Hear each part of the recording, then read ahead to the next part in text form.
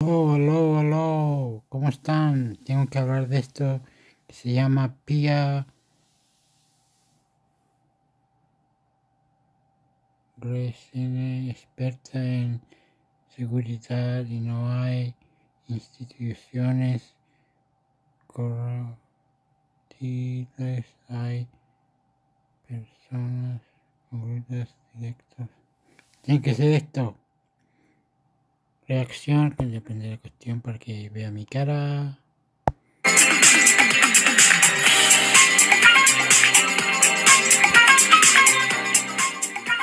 Ya estamos de regreso y sin duda uno de los hitos del año en materia de seguridad es lo que ha ocurrido con esta operación Apocalipsis que ha terminado ayer con la... Este está en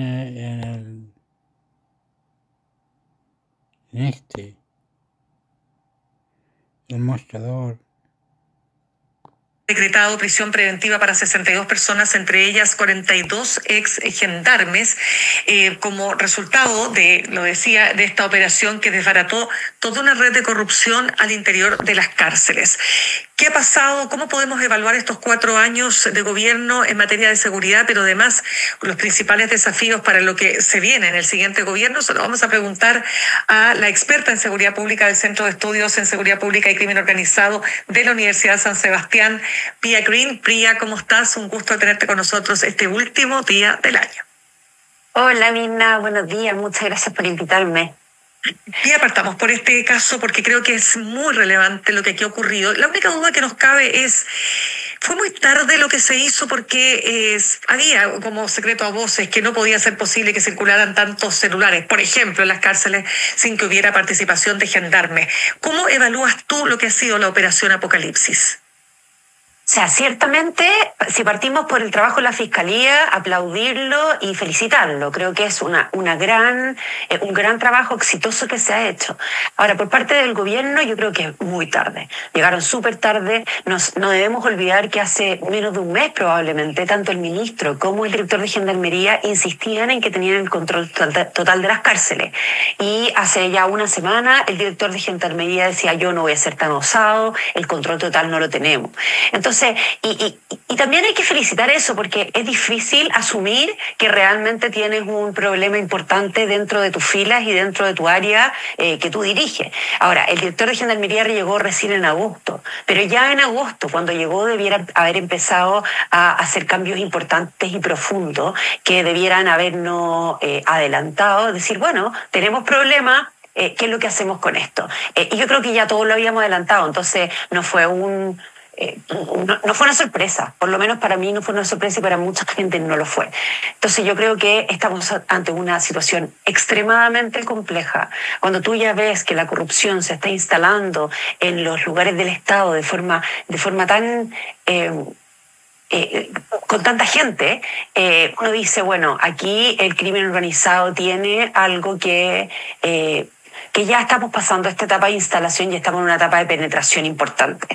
Yo creo que son buenos los cambios que están proponiendo, pero hay que ver de profundidad. Y a mí no me gustaría que hicieran leyes porque dicen, vamos a lanzar una ley. Por favor, no hagamos una ley rápida. O sea, esperemos un poco, veamos qué es lo que dice el nuevo Congreso. Yo creo que hay que hacer cambios en profundidad. Me da gusto también escuchar que el presidente electo, de las cosas que ha hablado en reiteradas oportunidades, ha sido del sistema carcelario. Ha dicho, vamos a meter en el sistema carcelario. Entonces, esperemos que el nuevo gobierno tenga una visión de urgencia total frente a todo lo que está pasando en nuestro sistema carcelario. Perfecto, vamos con eso porque uno de los temas que, bueno, él ha tenido una especial relación, podríamos decir, o la tendrá, con la primera ministra italiana, Giorgia Meloni, y te lo planteo básicamente porque ella ha sido férrea defensora de lo que se ha llamado el 41 bis, que es este régimen súper severo de aislamiento para líderes de mafias italianas, pero que ha sido cuestionado también por temas de derechos humanos. ¿Tú ves posible que se pudiera aplicar algo así en nuestro país? Absolutamente. Yo soy súper... a mí me gusta mucho el sistema italiano. Si bien ha tenido algunos cuestionamientos, no son cuestionamientos en profundidad como lo han tenido otros países, considerando que lo primero que hay que entender es que este artículo, 41 bis, nace contra las personas que son los altos capos de la mafia. ¿Ya? Hace un tiempo. Posteriormente esto se amplía para ser también a personas de crimen organizado y de terrorismo. ¿Ya? Estamos hablando, Mirna, del 2% de la población penal, o sea, gente muy específica. Entonces, para explicar un poco el contexto, el tema del control de la cárcel, cuando nosotros hablamos de control de la cárcel, existen ciertas características que son como universales cuando uno habla de esto. Y en el pasado, por decirlo, se decía control de la cárcel cuando tú decías, bueno, no estoy teniendo fuga, no estoy teniendo homicidio dentro de la cárcel. Y yo creo que en Chile eso es bastante real, que tenemos poca fuga o prácticamente nula y tenemos poco homicidio dentro de la cárcel. Pero hoy día esto, con la criminalidad organizada, con las mafias, con el terrorismo, ha avanzado hacia otro estadio que es, yo no tengo el control de la cárcel cuando tú permites que gente opere en mercados criminales dentro de la cárcel o se hagan empresarios, por así decirlo, dentro de la cárcel, o que sigan controlando la calle o puedan seguir cometiendo delitos dentro de la cárcel. Y eso se produce, bueno, por supuesto que con varias variables. Tiene que haber gente involucrada del Estado, tiene que haber reclutamiento, tiene que haber poca segmentación, entre otras cosas, pero tiene que ver con que los altos mandos de los grupos criminales estén mezclados con otro tipo de población y puedan seguir teniendo contacto. Entonces, esto, que se le llame como la cárcel dura, es un buen sistema que, por supuesto, tiene que revisarse en relación a la materia de derechos humanos. Eso, pleno respeto a los derechos humanos. Tiene que tener personal penitenciario absolutamente especializado que tiene que ir rotando para que no se produzcan estos tipos de corrupción. El tema de la corrupción es cuando tú pasas por una persona generalmente, que es muy fácil, no voy a decir muy fácil, pero tiene mucha alta probabilidad de corromperlo por el hecho de que el crimen organizado tiene mucho poder, de fuego, de amenaza, de plata, de todo. Entonces hay que ver tecnologías, hay que ver otra forma de poder aislar a estas personas. Tiene que ver también con bueno, el sistema penitenciario italiano es bastante distinto al nuestro porque es muy judicial. Tiene que ver mucho los jueces con respecto al sistema penitenciario, a diferencia del nuestro, que Gendarmería tiene bastante control de esto. Entonces, a mí me gusta el sistema italiano, creo que tiene que aplicarse a un porcentaje muy pequeño de la población penal, donde tú le quitas ciertos derechos, incluso intrapenitenciarios, a personas que son comprobadamente por la justicia, que son un peligro para la sociedad, para ellos mismos, para los otros prisioneros internos, y que tenga pleno respeto a los derechos humanos. Avoid travel headaches. Don't use your bank card overseas. With a Wise Card, you can spend. Y que tenga pleno respeto a los derechos humanos. Perfecto. Ahora, hagamos entonces, Pía, ¿te parece una evaluación? Han sido 4 años intensos, ¿no? Quiero saber, de lo bueno, de lo que todavía queda por avanzar sin duda, de lo que se pudo avanzar en materia de combate al crimen organizado, ¿qué es lo que tú destacarías?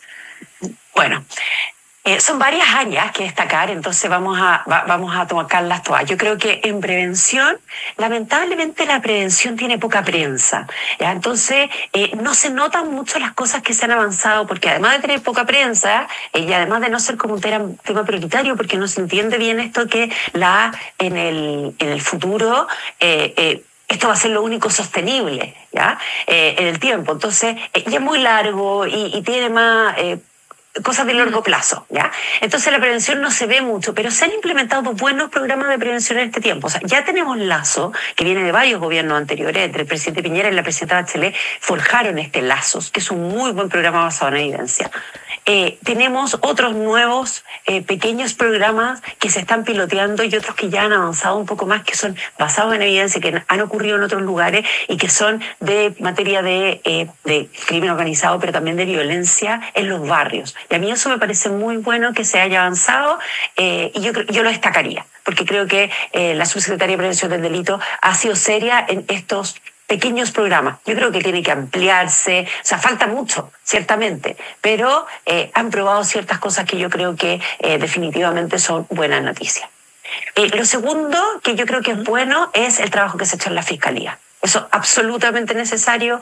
Me parece que el grupo ECO, el equipo ECO de Equipo contra el Crimen Organizado, ha sido equipo contra homicidio, ha sido una muy buena política pública, y esto no solamente hay que dárselo a la Fiscalía, también al gobierno, porque es parte del Plan Calle Sin Violencia, o sea, pagado por el gobierno. La Fiscalía lo ha diseñado e implementado con buenos resultados. Hoy día está en una evaluación de impacto. Entonces, yo creo que es compartido la visión de poder adelantarse y el foco que ha tenido y los resultados que han tenido. Ciertamente un acierto basado en evidencia también y con muy buenos resultados.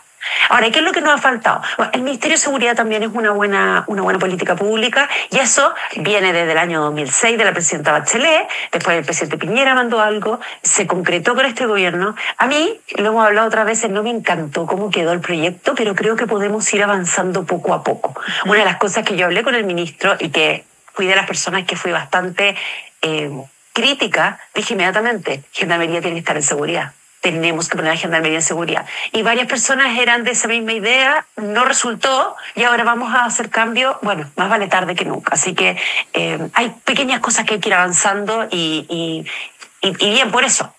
Claro, pero ahora la seguridad es fundamental. Absolutamente. ¿Qué pasa? Que si uno no sabe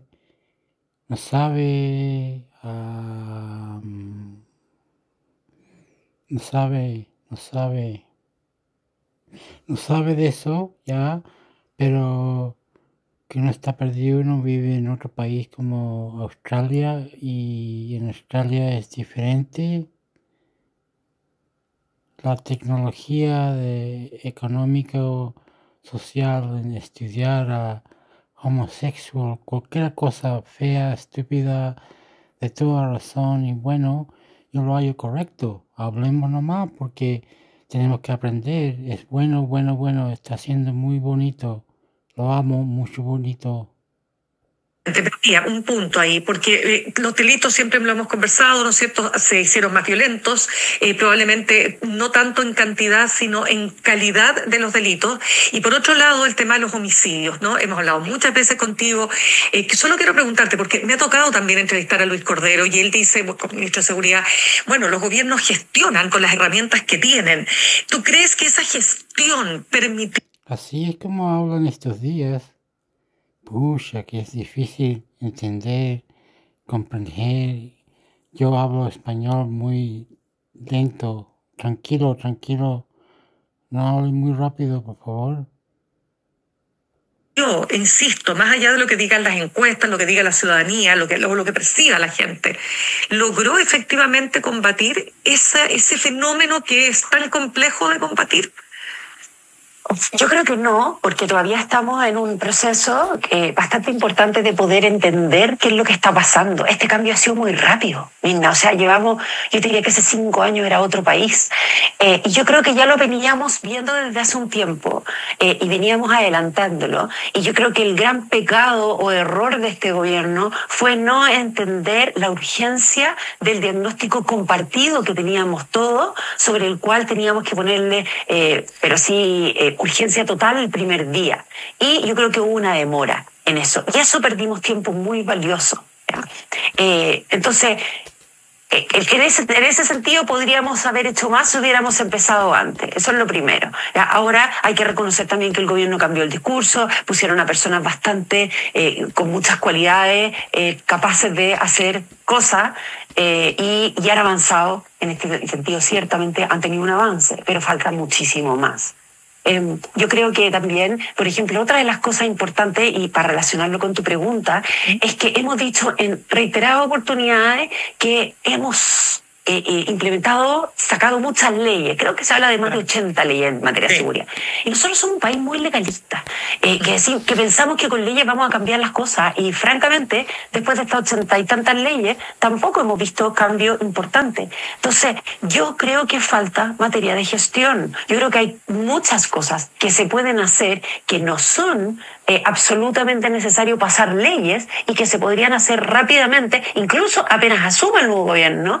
Decir, mira, vamos a hacer todas estas cosas mientras pensamos todas las leyes que tienen que venir por el lado, que por supuesto que son relevantes, y esto hay que hacerlo en el marco del Estado de Derecho. Pero yo creo que hay cosas que se pueden avanzar y que no se han avanzado. Por ejemplo, el sistema de seguridad. Se mandó el reglamento o el proyecto de ley, pero este sistema de seguridad realmente no ha tenido el engranaje que se requiere para poder avanzando en esta temática tan relevante. I'm Shiza, founder of Our Place, and for too long, massive corporations have filled our homes with forever. A ver, vamos con eso porque quiero también preguntarte, Pierre, respecto de lo que va a venir en materia de migración. Este gobierno... ¿Cómo son leyes de leyes y más leyes? Si quieren echar para afuera al presidente o hay un corrupto de que se robaron las computadoras, hicieron hackear a otras personas, quitaron plata, lo acusaron, recuerdo que ellos, políticos, lo llevaban a la corte, andaban haciendo para adentro, para acá, noticias, de diferentes noticias, de todo. ¿Cómo es corrupto? Eso es bueno corrupto, bueno corrupto, bueno corrupto, bueno corrupto, bueno corrupto, bueno corrupto, bueno corrupto, bueno corrupto, bueno corrupto. Estoy loco, estoy loco, estoy loco, estoy loco, estoy loco. Bueno corrupto, bueno corrupto. Eso es, yo entiendo que hay que ser buena persona, entender si alguien te... hablar nomás, escuchar y entender, subir el ojo para arriba, los hombros al lado, haciendo bueno, preguntando y trabajando. Digo, gana también por las promesas que hace en materia de seguridad y en materia de migración. Ya sabemos que se han bajado varios cambios respecto de lo que se ofreció en campaña, pero a tu juicio, lo que debiera mostrarse en los primeros días, ¿hacia dónde tiene que ir orientado? Bueno, lo primero, sistemas carcelarios. Ya hablamos de eso, pero yo haría dos grandes gestiones. A mí no me gusta decir yo haría porque es como si uno tuviera las herramientas reales que fueran a funcionar.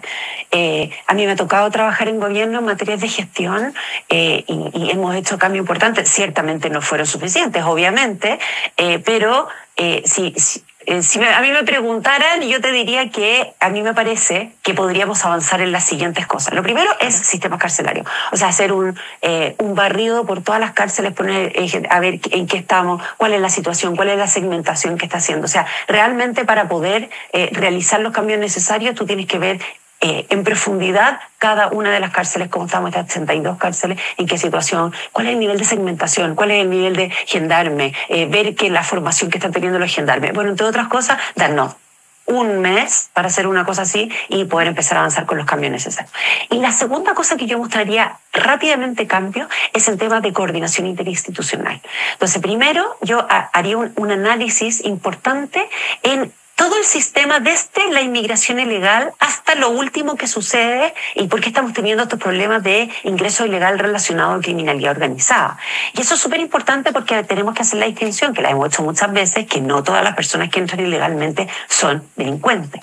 Entonces, por ejemplo, si nosotros vamos a pasar una ley que diga que es un delito entrar ilegalmente y nosotros vamos a meter presa a esta gente, el problema que vamos a hacer es que esta gente va a ir a centros penitenciarios que hoy día no tienen las condiciones de recibirlo y gente que no tiene ni una intención de cometer un delito se va a encontrar con gente que sí y muy probablemente va a haber contagio criminógeno o pueden escalar.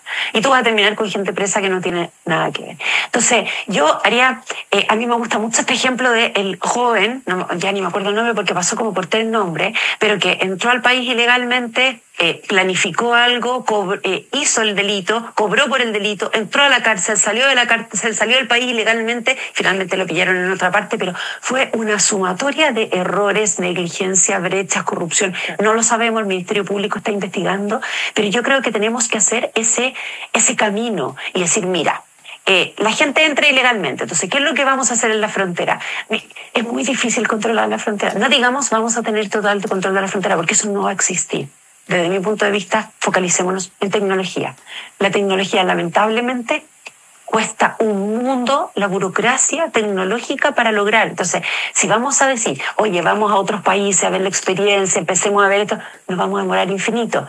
Agarremos a las Fuerzas Armadas, que son quienes hoy día tienen la tecnología, la estrategia, y pidámosle ayuda. No estoy hablando de militarizar la ciudad, el campo, sino que pidamos la ayuda en materia tecnológica, de logística, de estratégica, cómo podemos usar tecnología para impedir este ingreso ilegal. Ahora, si hay un ingreso ilegal, tenemos que tener algún centro intermedio que no sea, yo le llamo centro intermedio, llamémoslo de otra forma, que no sea un lugar donde la persona vaya presa, pero que sí, ojalá pudiéramos hacerlo con alguna institución internacional para que tenga estándares de derechos humanos, de cosas internacionales, donde tú puedes atender a esta gente para ver si es que cumple con ciertos requisitos para eventualmente entrar al país o devolverlo. Pero para eso también requieres cooperación internacional. Hoy día los países no te están recibiendo. Y estas son personas que no desaparecen cuando tú las envías a sus países. Tienen que llegar a alguna parte. Entonces, ¿dónde las vamos a mandar si Venezuela no los recibe? ¿Podemos mandar a toda la gente a la frontera con Perú? Vamos a tener que tener diplomacia para este tema. Entonces, cuando nosotros hagamos toda esta línea de la gente entra, qué es lo que pasa, lo recibe la PDI, lo agarra no sé quién, entra a un centro intermedio, ¿qué necesitan para estar en estos centros intermedios? Porque también necesitan salud, necesitan cosas. Después, ¿cómo hacemos la diplomacia? Todas estas son cosas de gestión que son imposibles más relevantes para que lo hagamos, que no requieren un cambio legal, sino que requieren que, a ver, ¿cómo hacemos esta cadena de acciones que tienen que suceder para que nosotros logremos conectar esto? Y la tercera cosa, también muy relevante, y último, perdona que me estoy alargando. No, para nada. El presidente electo habló de hacer como centros de inteligencia o cosas así, que son súper relevantes, que es una política pública basada en evidencia en el mundo completo, pero que el gobierno anterior ya se dio la vuelta en esto. No este gobierno, el gobierno anterior, el presidente Piñera, y te digo porque yo participé de esto como parte de la gestión, como jefa de seguridad pública. Nosotros nos dimos la vuelta, fuimos a Europa, vimos países en Europa que tenían estos centros de fusión de información, hicimos todo el levantamiento de información, todo el diagnóstico, todo el terreno de esto, hicimos todo. O sea, hay un libro gigante de todo esto, de cómo se hacía y cómo la metodología quedó hecho. Hicimos 3 centros de fusión de información, que el más potente ha sido el de la macrozona norte, el de Iquique, donde tú tienes en una casa sentado a Carabinero, PDI, la DGAC, la Gendarmería, aduanas, entre otras instituciones que tienen que ver con esto. Y hoy día comparten información con un sistema que ya está armado y probado y que ha tenido un buen funcionamiento y ha sido muy bien evaluado, no solo por el presidente Piñera en su momento, por organismos internacionales que dijeron que era muy buena política pública y por el nuevo gobierno. O sea, yo me he juntado con el ministro Cordero, que me ha dicho, este fue un gran legado que dejó el presidente Piñera. Yo lo primero que quería sería estudiar rápido esto y yo lo ampliaría esto a 16 centros de fusión de información, uno en cada región, quizás en la macrozona, en el Santiago, hacer 4, uno por cada una de las fiscalías, y juntar con la voluntad política. Insisto, esto no requiere un cambio legal, en que requiere gestión, hablar con las instituciones, juntar a la gente, ver el modelo. Esto se trabajó con la fiscalía. La fiscalía no pertenece porque no es del Estado, por supuesto. O sea, es del Estado, pero es un organismo autónomo constitucionalmente. Pero la fiscalía, al encuentro correcto. ¿Qué es la fiscalía? Mi español no es muy bueno, pero yo no estoy para corrupción o no. Conche tu madre. No sé, es feo, no me gusta. Participó la fiscalía y han trabajado mano a mano con los fiscales. Entonces, hacer un centro de fusión de información o de inteligencia, como le llamó el presidente electo, no tratemos de buscar cosas nuevas si ya teníamos el modelo. Perfectible, ciertamente. Perfeccionémoslo y ampliémoslo y mostremos que tenemos la capacidad de coordinar sin tener que hacer una ley, que el sistema de seguridad, que el ministro... Totalmente. Malo, error, malo, error. Si están robando, están haciendo feo, malo, bueno, bueno. Todo ese la mierda, religión, religiosa. No sé, amor. De mesa, hay modelos que poder... entonces, perfeccionémoslo, instalémoslo, rápido, démonos 3 meses. A lo mejor estoy siendo un poquitito, un poquito como, me apuro mucho. Entusiasta. Claro, pero esos eran los tiempos que nos daban a nosotros. O sea, yo creo que estos 3 meses y nosotros corríamos y teníamos 3 meses y logramos cosas bastante interesantes. Entonces creo que podríamos aportar, siempre disponible para aportar.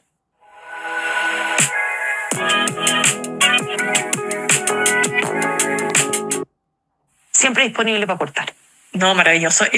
Pía, lo último que te quiero preguntar, tú dijiste al comienzo que el crimen organizado ya pasó la etapa de la instalación y ahora está en la etapa de la penetración. Siguen ocurriendo crímenes, vemos crímenes todos los días.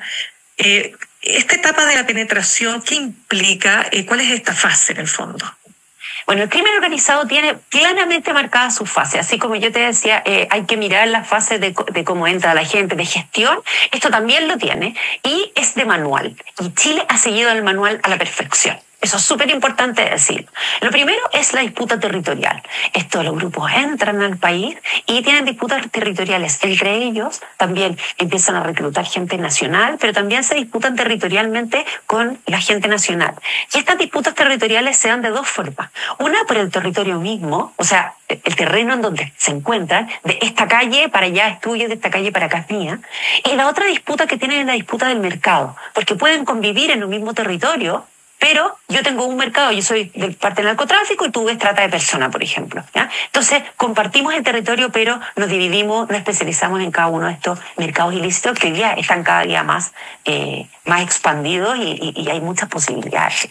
Entonces, eso es lo primero. Pero posteriormente es muy sabido y es muy es totalmente basado en evidencia que requieren de la autoridad política de la autoridad fiscalizadora del gobierno para poder mantenerse ahí. ¿Ya? Y eso requiere de que vayan ingresando a los mandos intermedios, porque si tú te fijas, aparte de un alcalde o 2 alcaldes por ahí, no hemos visto a grandes jerarcas, por decirlo así, del gobierno, grandes autoridades permeadas aún por el crimen organizado.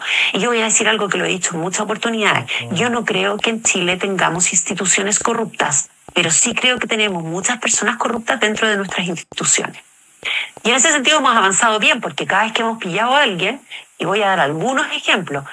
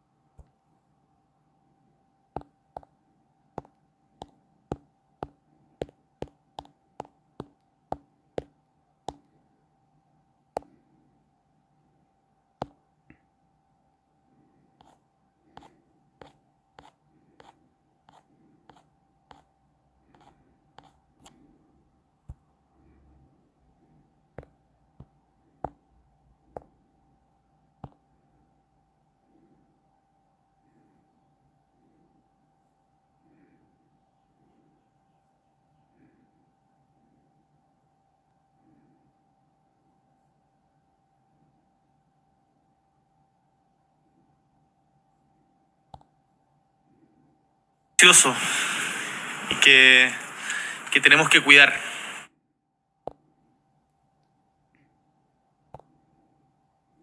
Muy buenas tardes a todas y todos quienes ¿Cómo se llama? Inversión de Centro Especial Nacional. El presidente de Chile va a hablar. No sé qué significa esto. Error, Chile.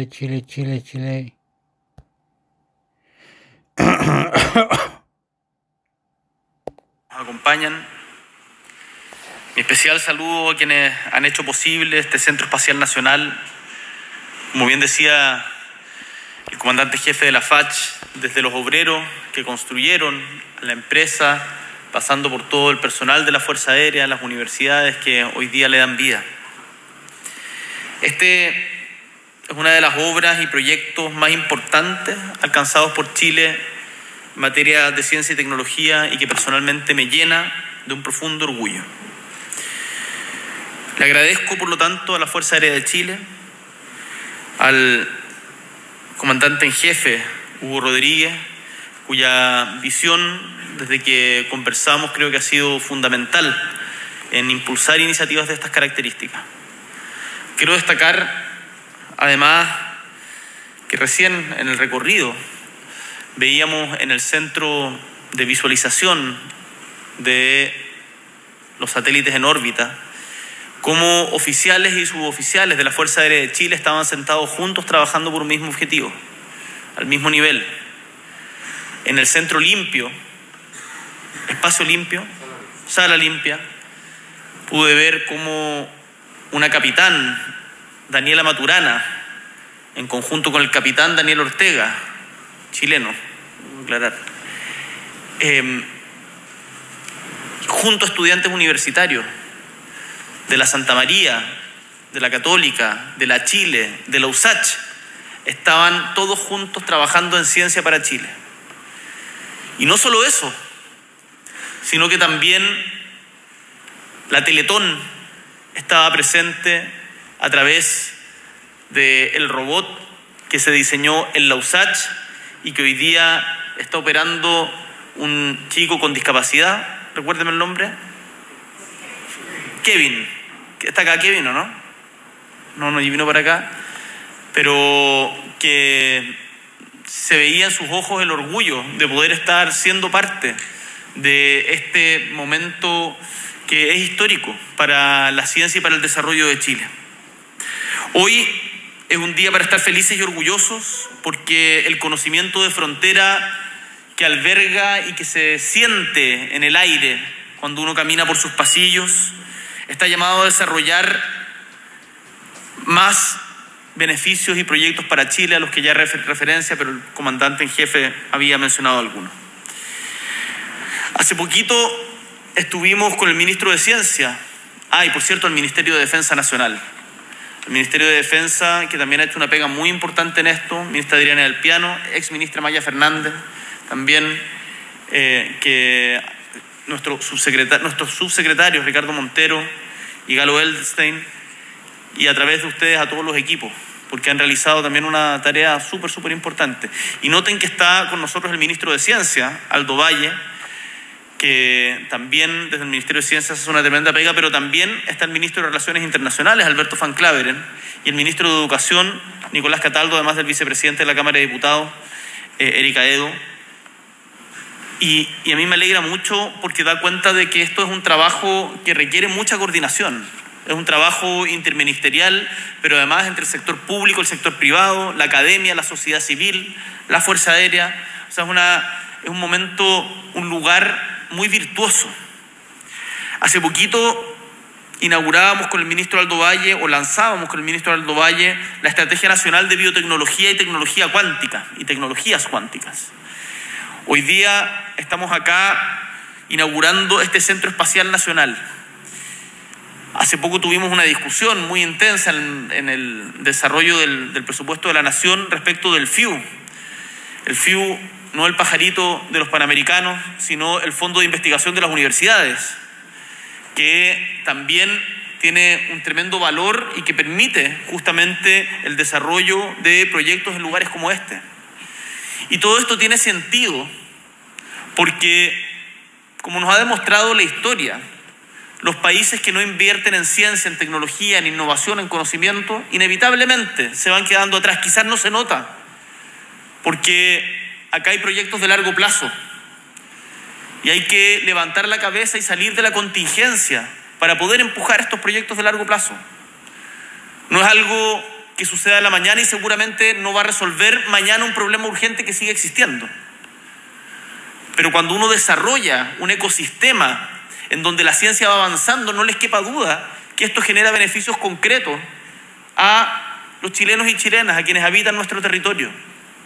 Noten ustedes lo que decía el comandante en jefe de la FACH, y se quedó corto, porque mencionaba cómo va a aportar este Centro Espacial Nacional, y en particular la construcción de 9 satélites. Hoy día tenemos 1.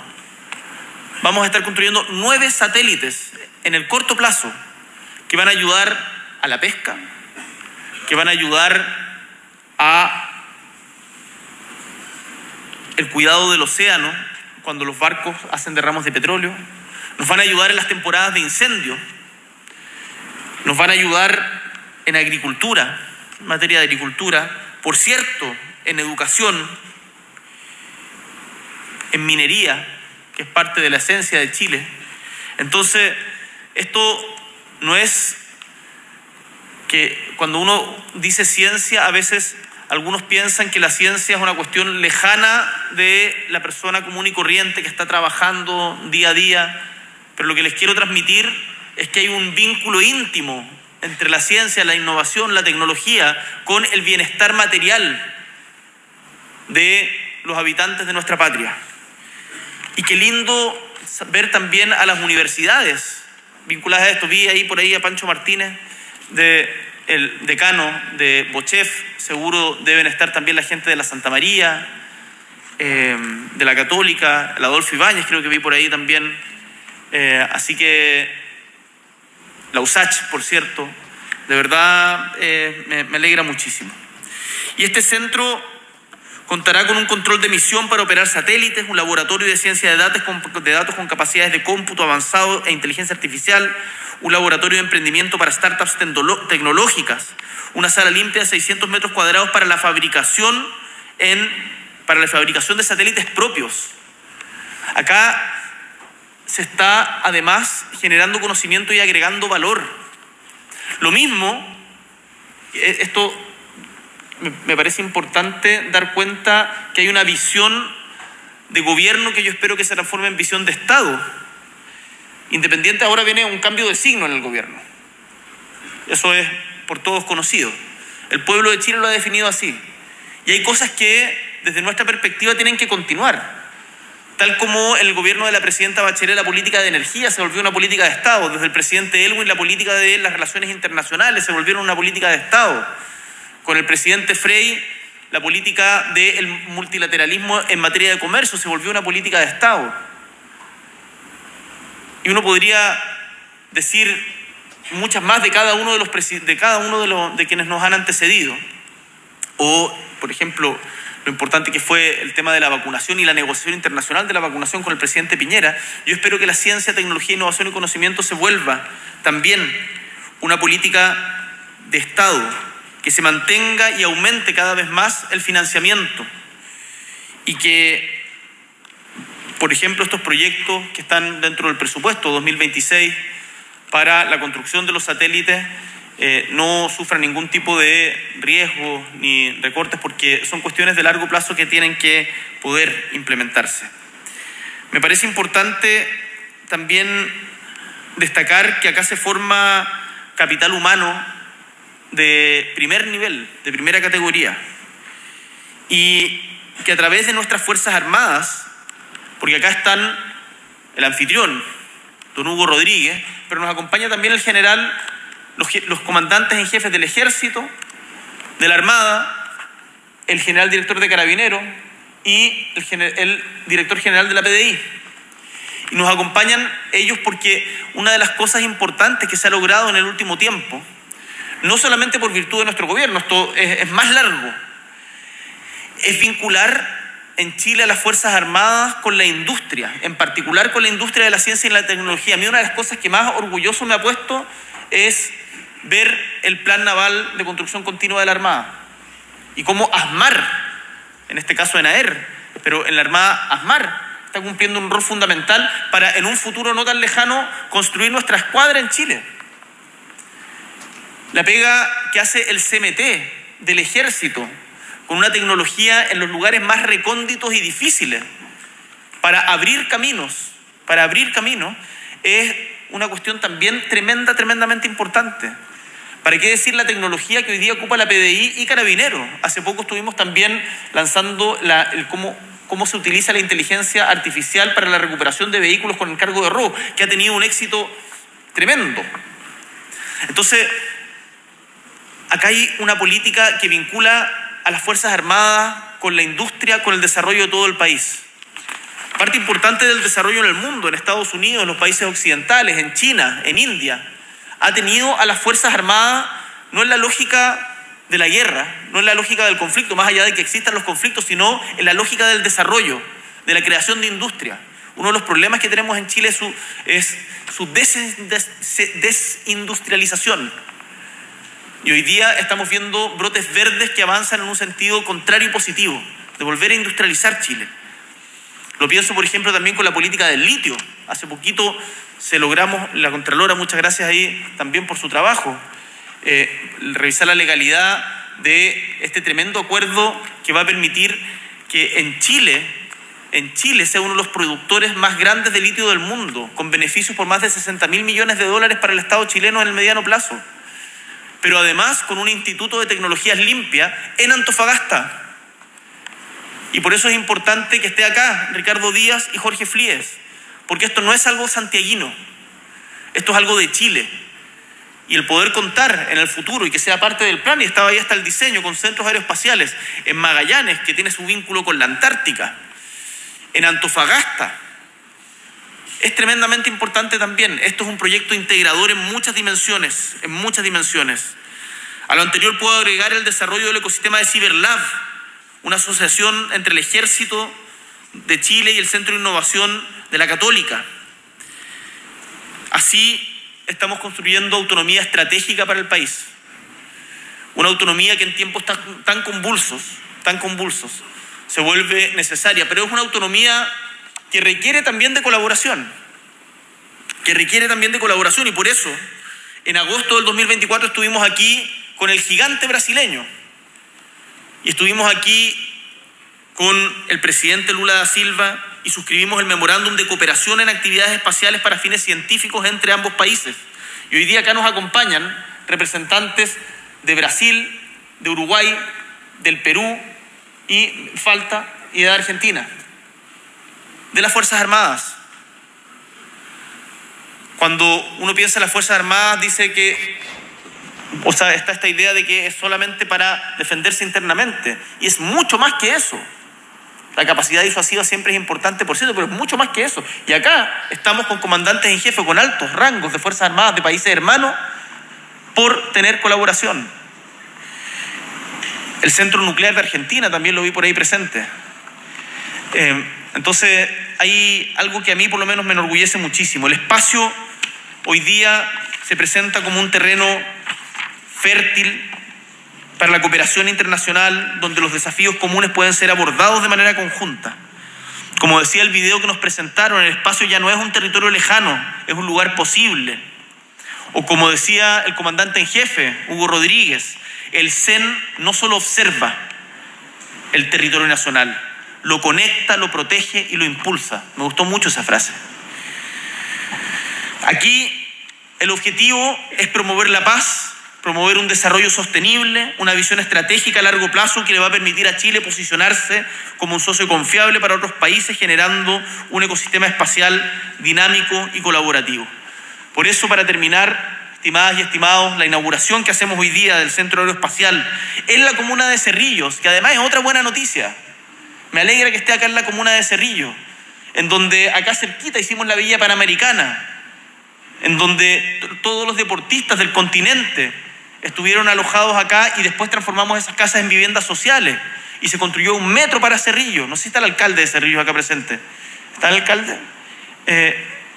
Bueno, no importa, pero hace poco estuvimos en Cerrillos inaugurando un jardín infantil, también celebrando la ley de modernización de la educación parvularia en una comuna popular, de esfuerzo. Acá está, desde acá se está conquistando el cielo. Eso a mí me da un profundo orgullo. Y como les decía, esto constituye un paso más en nuestra soberanía estratégica en tiempos inciertos y una demostración de que el campo de conocimiento científico y tecnológico es un camino por el que Chile puede transitar con pie seguro, asumiendo un liderazgo colaborativo siempre en América Latina. Y es un centro abierto a la ciudadanía para despertar la curiosidad de niños y mayores, así como para que nazcan nuevas vocaciones científicas. Hace tan solo unos meses anunciamos que este centro estaría terminado a fin de año y estamos cumpliendo. Nos alegra por Chile. El futuro, como he dado cuenta en mis palabras, lo construimos entre todas y todas, entre todos y todas, más allá de las diferencias que pueden haber que son legítimas en una democracia, tenemos un proyecto compartido, un proyecto común. Ese proyecto se llama Chile y su desarrollo, un desarrollo para su pueblo, para su gente. Mayor bienestar, mayor cohesión, una sociedad mejor. Este centro significa eso. Muchísimas gracias a todos y a todas.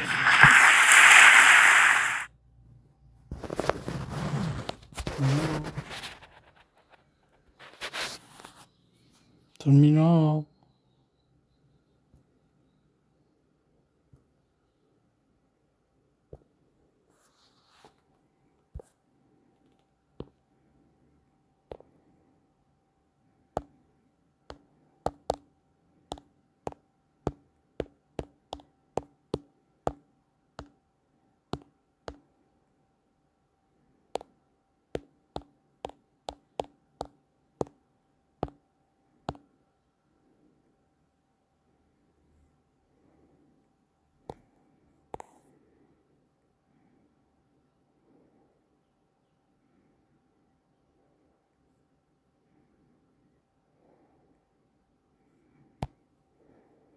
I have 2 expansion units plus the Powerwall, which is 40.5 kilowatt hours of storage.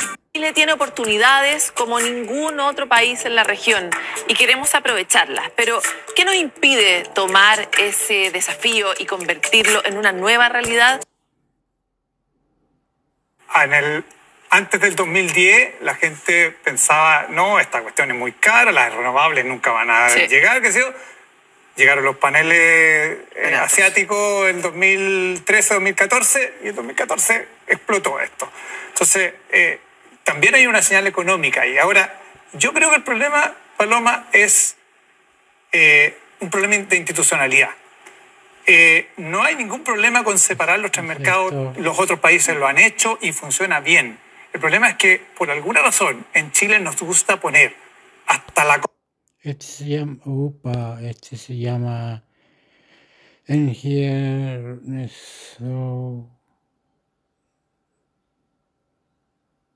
sobre futuro ese como está ahí, eso en la ley. Entonces tenemos cómo hacer, por ejemplo, planificar con holgura, sí. Y cuando van a planificar con holgura, la ley te dice, pero es que tienes que hacer holgura solo cuando definiste ante el ministerio un polo de desarrollo. Y para hacer el polo de desarrollo tienes que hacer todos estos pasos de que dura 1 año. Y eso después va a consulta indígena. Y todo está escrito en la ley, entonces no te lo puedes saltar.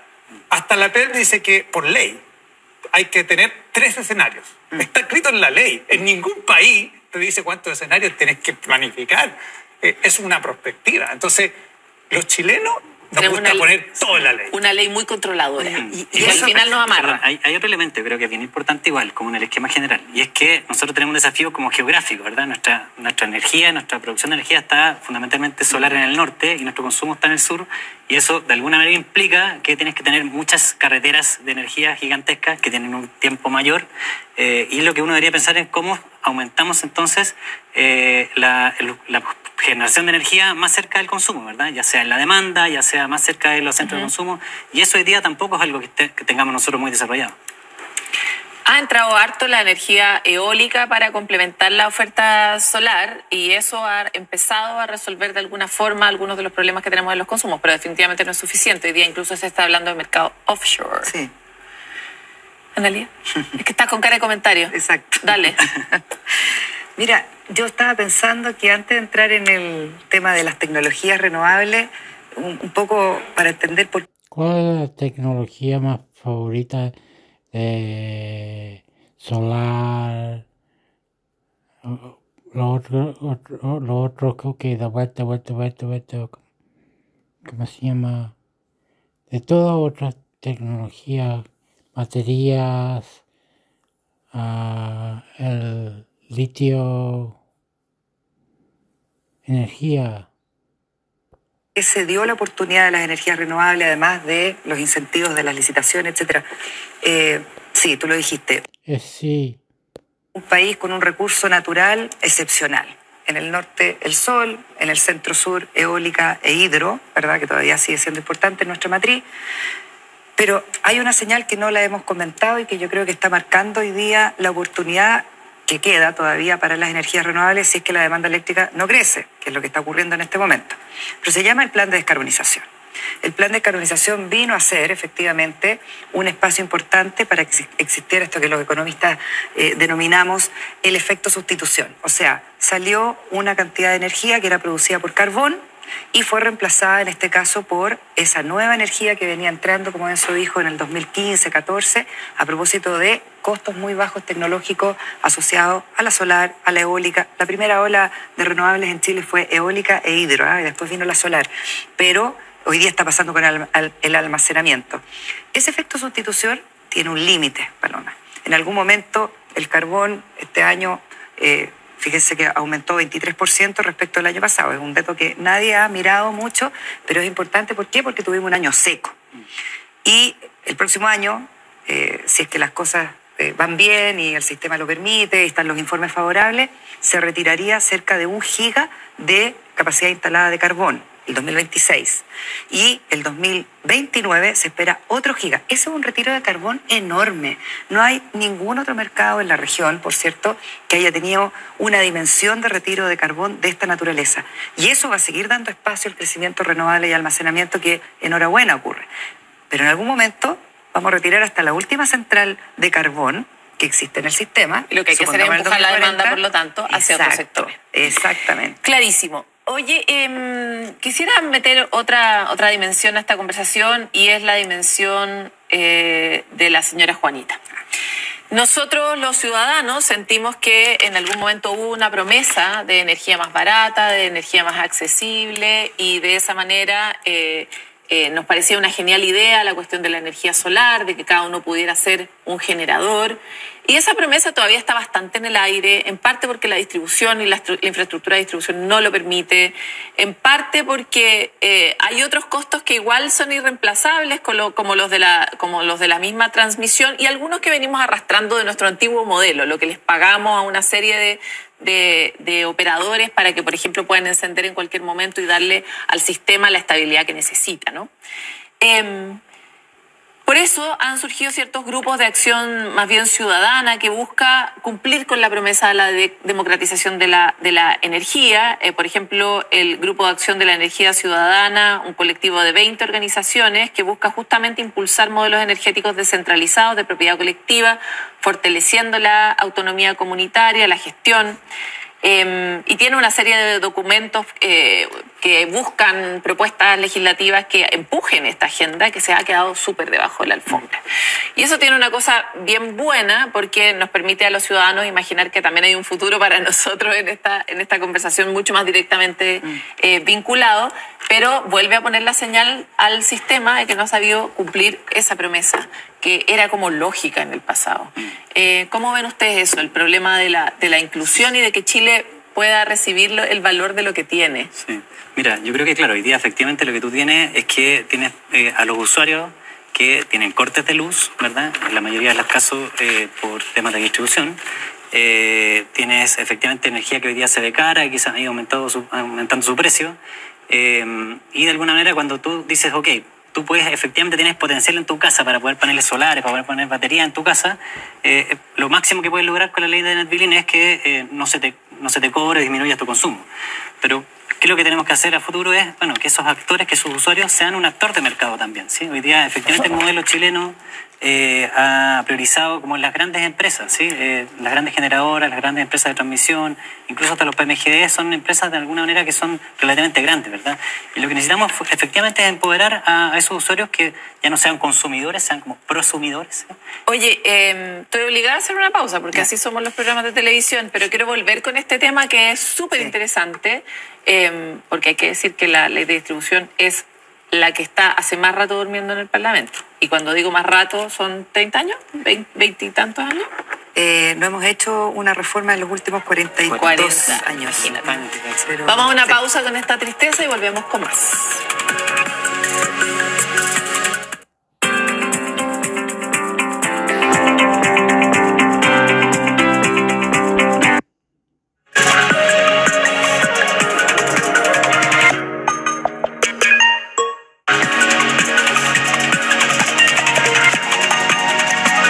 Volvemos en este capítulo de Hélice, tratando de imaginar cómo podría ser una transformación y una adaptación de nuestro sistema energético de acuerdo a los desafíos que tenemos actualmente, pero sobre todo para aprovechar las oportunidades a escala nacional, como país, con todas las oportunidades y riquezas energéticas que tenemos, y a escala individual, los ciudadanos. Y dejábamos sobre la mesa esta deuda histórica a estas alturas con la ley de distribución que tiene 40 años de retraso, pero además que es una pieza del Lego que si no se actualiza, cerramos por fuera. O sea, en el fondo, ¿cómo vamos a soñar con electrificar los consumos si la ley de distribución no está vigente? Por un lado, para que nosotros podamos inyectar mejor energía y ese sistema funcione bien, hoy día no funciona bien, pero también para que podamos tener una estabilidad en la red y hacerla más eficiente. Para eso necesitamos redes inteligentes que se puedan administrar. ¿Qué opinan? Yo creo que es vital y urgente, digamos, el acelerar un cambio en la distribución, el permitir una discusión que va de cosas tan básicas como de quién es la información de consumo. O sea, ¿cuándo consumes tú toda esa información que hoy día la tiene la distribuidora? ¿De quién es? ¿Cierto? Que es como obvio que es de la persona. Ok, pero ¿cómo la persona la puede administrar? ¿Cómo se puede gestionar? ¿Cómo se puede usar? Todo eso requiere de acuerdos y legales que eso da pie para después decir, ok, con esa información, ¿cómo implementamos red inteligente? ¿Cómo implementamos plataformas digitales para que haya intercambio de energía, etcétera? Yo creo que eso es importante y es vital de tener claro y discutir. Las reglas para esta inteligencia en las redes que antes no teníamos. Yo, Paloma, una precisión que creo que es importante. Claro, nosotros tenemos una ley de distribución que no ha sido actualizada en esos 40 y tantos años que te dije, pero hubo un intento en 2019, ¿se acuerdan que estuvimos todos trabajando además en los diagnósticos del sector? Efectivamente es así. Pero por eso estamos hablando de cómo finalmente esto se percibe en la ciudadanía, ¿verdad? Y hay un tema que es difícil de explicar también. Muy difícil. Pero sin duda que es así. Y lo otro es, yo creo que la diversificación de nuestras energías. Si efectivamente lo que hablábamos es tanto de flexibilidad en la demanda, que pues, efectivamente todas, ya sea las industrias pequeñas, los comercios y los hogares puedan tener sus paneles solares, sus baterías, el cómo acercamos y tenemos, tú mencionaste offshore también, el cómo ponemos otras energías renovables más cerca de los consumos, eso también es un mix que de alguna manera también te permite tener un sistema de alguna manera que pueda avanzar sin tanto riesgo, ¿sí? Pero que lo tiene que reconocer el sistema en sus contratos. O sea, no podemos estar viviendo dos realidades, estar produciendo una cantidad de energía y finalmente estar usando otra. Sí, yo creo que voy a volver a algo que se dijo antes. Aquí es súper clave tener una visión de sistema. Voy a poner un ejemplo. Si no creo que sea la solución, pero si uno llenara de paneles solares todo el desierto de Atacama y tuviera una línea de transmisión infinita para todo Chile, entonces todos tendríamos una...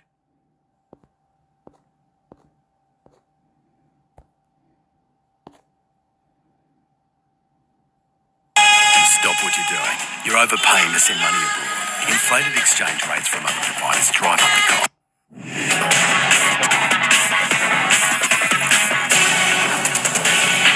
Bienvenidos a este viernes en Agenda Económica AM CNN Chile. Soy Nicolás Paote y estaremos revisando las noticias más importantes.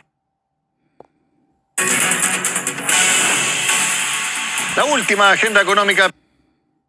Totalmente correlacionado, valga la redundancia, con lo que está pasando en Estados Unidos y en Europa. Pero yo entiendo que va a seguir bajando la tasa de interés americana, que está, como te decía, al orden del 3,5, que tiene mucho que ver con nosotros.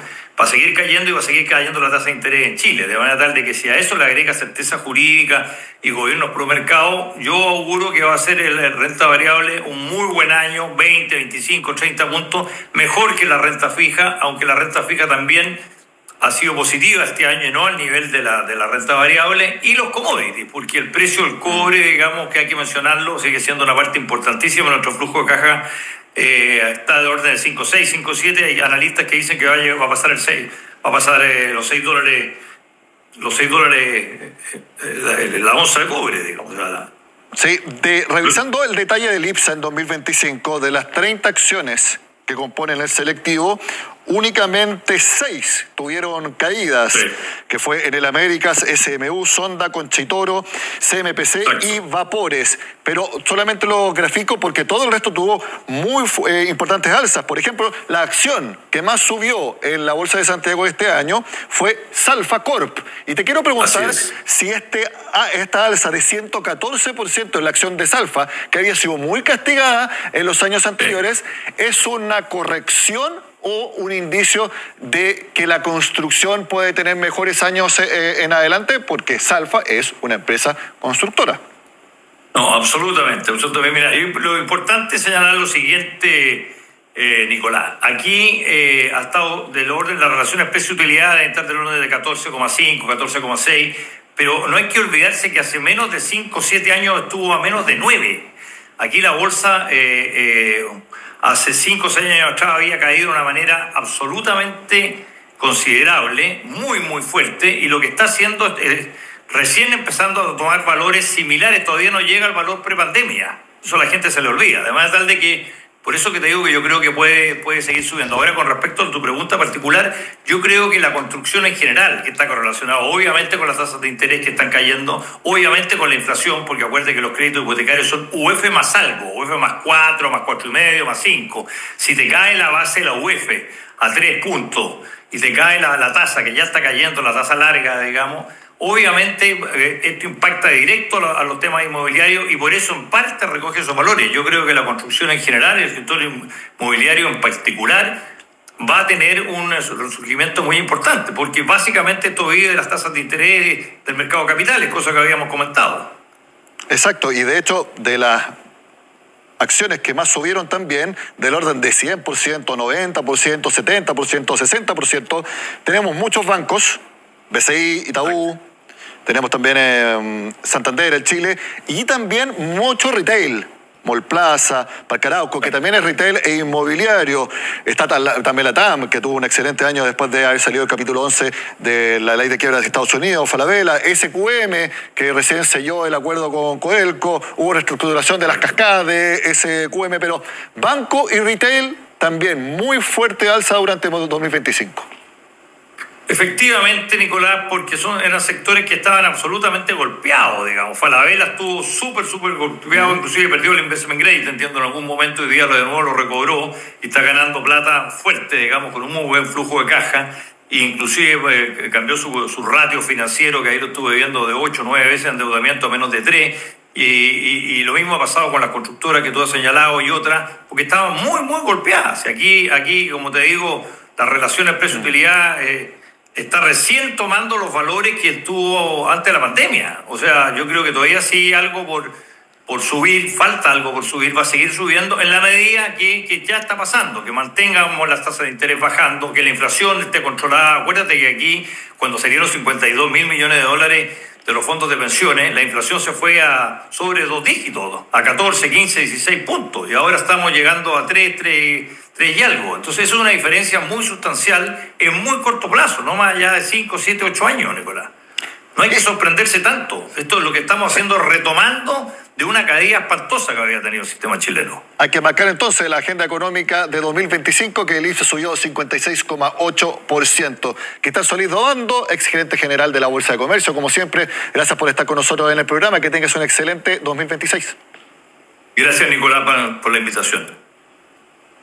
Hacemos la pausa en Agenda Económica y al regreso seguimos repasando lo que deja el año que está terminando con el proyecto de ley, el hito en el Congreso sin duda más importante de 2025, que fue la reforma de pensiones. Nos vemos al regreso.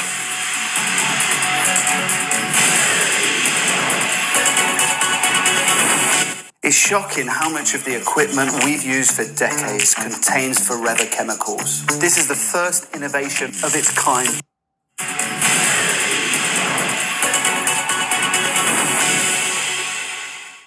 La aprobación de la reforma de pensiones fue sin duda el hito legislativo económico de 2025. Impulsó la candidatura de Janet Jara. A mi juicio, también fue muy importante para que se terminara desechando la opción de Evelyn Matei, ya que Chile Vamos fue como bloque que apoyó al gobierno en esta reforma. Y como lo veíamos, también ha significado un impulso para la bolsa y también para el futuro del mercado financiero de nuestro país y, por supuesto, para mejorar las pensiones, la PGU y distintos beneficios que parten ahora en enero. Todo lo resume Macarena Román.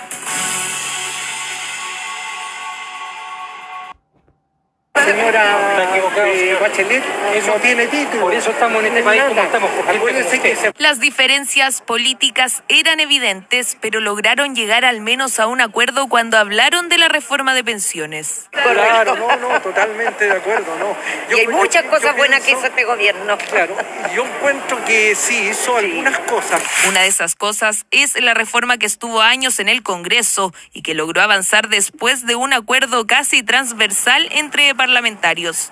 En concreto, y desde el próximo mes habrá un aumento en las pensiones de más de 1.300.000 personas. Las pensiones van a subir y ya aumentó el monto de la PGU en septiembre pasado y el próximo año también en septiembre para los mayores de 75 va a aumentar. El aumento que comienza a correr en enero será a través de dos vías: compensación por expectativa de vida y beneficio por años cotizados. Este último tiene como requisito ser pensionado con 65 años o más antes del 1 de agosto del 2025, con un mínimo de 10 años de cotizaciones para mujeres y de 20 para los hombres, continuos o no. Más del 80% van a acceder prácticamente al beneficio máximo de 2,5 UF, que es equivalente cercano a los 100.000 pesos. Bien, también que le aumenten los sueldos, porque yo en puro remedio gasto 80.000 pesos mensuales. Imagínate, entonces, ¿y para comer? Por supuesto. Bien, de todas maneras. Todo súper bien, toda plata bien recibida. Un monto que no es el único al que deberá estar pendiente. Si usted es mujer, podría tener un alza también por la compensación de expectativa de vida. Teníamos un hombre y una mujer, mismo ahorro, los dos con 65 años, mismo grupo familiar, y la pensión de la mujer era más baja que la pensión del hombre, por expectativa de vida. ¿Ya? Entonces, este segundo beneficio lo que viene a hacer es que compensa esa diferencia y paga el diferencial para que tengan la misma pensión hombre y mujer. El monto dependerá a la edad en que la mujer jubiló. Si lo hizo a los 60 años, le llegará el 5% del total del monto de compensación, mientras que si lo hizo a los 65, le llegará el 100%. Qué rico que las expectativas de vida sean mayores. Es lo que corresponde. Esto significa que las personas van a ver aumentadas sus pensiones entre un 16 y un 35%, dependiendo de cada caso. Por lo tanto, este es un beneficio que va a estar disponible de aquí en adelante. La actualización de los montos se hará de forma automática y ya está siendo notificada vía mail o por teléfono. Nadie les debería pedir ningún tipo de información extra, ya que podría tratarse de alguna estafa. En caso de dudas, puede ir a visitar el sitio web de Chile Atiende. Yo soy jubilado por pensionado, o sea, por invalidez. Y no sé si eso le corresponde, claro. Si usted tiene una situación similar a la de Jorge o dudas, debe tener en consideración que estos beneficios no son excluyentes. No importa si recibe la PGU o si está jubilado por invalidez. Todo dependerá de si cumple o no con los requisitos detallados. ¿Ustedes creen que este 1 de enero va a estar todo cerrado? No es así. Se puede ir a comer, se puede ir a comprar cosas de primera necesidad a solamente cierto tipo de locales. Todo lo cuenta Benjamín Chávez. Llega 2026 y el 1 de enero con la pregunta de qué estará abierto. Para quienes buscan reponer energías tras los festejos, en Alejo Cevichería tienen una opción lista. Tenemos varios platos estrellas aquí, ¿no? Pero el que más piden es el ceviche Caballero de los Mares, ¿no? Tenemos el ceviche feriante también, que es un plato generoso como para poder compartir entre 2 o 3 personas, ¿me entiende? Tenemos las micheladas cevichadas, que también lo piden demasiado, es muy, muy pedida. Ya, y tenemos la leche de tigre, que esas sí no pueden faltar para un día después de un carrete. El día de mañana, primero, nosotros vamos a estar activos desde muy temprano, ¿no? A partir desde el mediodía, nosotros vamos a estar atendiendo ya. Como todo el rubro gastronómico, este feriado irrenunciable no corre para ellos. Los restaurantes y locales que venden comida pueden abrir. Es el puntapié inicial de su época más fuerte del año. Para los restaurantes, el día primero es un día en que pueden operar. En el caso del feriado irrenunciable, los trabajadores tienen derecho a uno cada 2 años Pero además decir que es una fecha para muchos restaurantes, sobre todo de regiones en que comienza la temporada alta, las personas comienzan sus vacaciones ese día y por lo tanto muchos comercios, muchos restaurantes tienen la necesidad de funcionar. Una apertura que convive con otros servicios críticos y locales atendidos por sus propios dueños que se transforman en los únicos puntos de abastecimiento. Now, if you're a trader, you need to listen to this. If you're a beginner trader not knowing how to start, listen to this. I want to invite. Transforman en los únicos puntos de abastecimiento. Pueden abrir excepcionalmente el día 1 de enero los locales que son atendidos por sus propios dueños, los locales que pertenezcan a ciertos rubros especiales como los clubes, los restaurantes, los establecimientos de entretenimiento, como por ejemplo los cines, los espectáculos en vivo, los casinos de juego, los locales de expendio de combustibles, las farmacias de urgencia y las farmacias que deban cumplir turnos fijados por la autoridad sanitaria. El panorama es radicalmente opuesto para el comercio masivo. Los centros comerciales deberán bajar sus cortinas, permitiendo solo el funcionamiento de sus áreas de ocio. Los centros comerciales no pueden abrir, con excepción de sus áreas de gastronomía, restaurante y de entretención como los cines, por ejemplo. Este miércoles 31 el horario máximo de cierre será a las 20 horas, pero algunos centros comerciales pueden adelantar ese horario. Misma situación para los supermercados que por normativa deben asegurar que sus trabajadores ya se encuentren camino a casa a la hora señalada. En este 1 de enero, los supermercados permanecerán cerrados por tratarse de un feriado irrenunciable. De acuerdo a la normativa, este 31 de diciembre, los trabajadores del comercio no podrán laborar más allá de las 20 horas, por lo que los locales deberán adoptar las medidas necesarias para permitir el cierre oportuno y la salida de sus trabajadores. El descanso es un derecho irrenunciable desde este miércoles a las 20 horas. Quienes infrinjan la norma arriesgan multas escalonadas según el tamaño de la empresa, desde 347,000 pesos por trabajador en pymes hasta 1,390,000 pesos en las grandes compañías. El llamado es a la planificación, recordando que las actividades se retomarán con normalidad a las 6 de la mañana del viernes 2 de enero. Así termina la última agenda económica de 2025, pero en 2 días más volvemos para la primera de 2026. Recuerden que este viernes tenemos IMASEC de noviembre. Es parte de lo que les contaremos. Soy Nicolás Paut y los invito a que sigan acá en CNN Chile.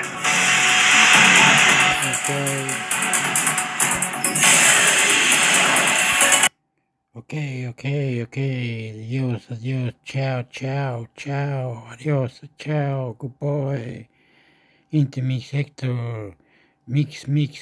Noticias chilenas. Mix. Dios mío. Intermix Héctor. Yo me llamo Intermix Héctor. Si me buscan Intermix Héctor. ¿Sabes? Ok. Suscríbanse. Chao.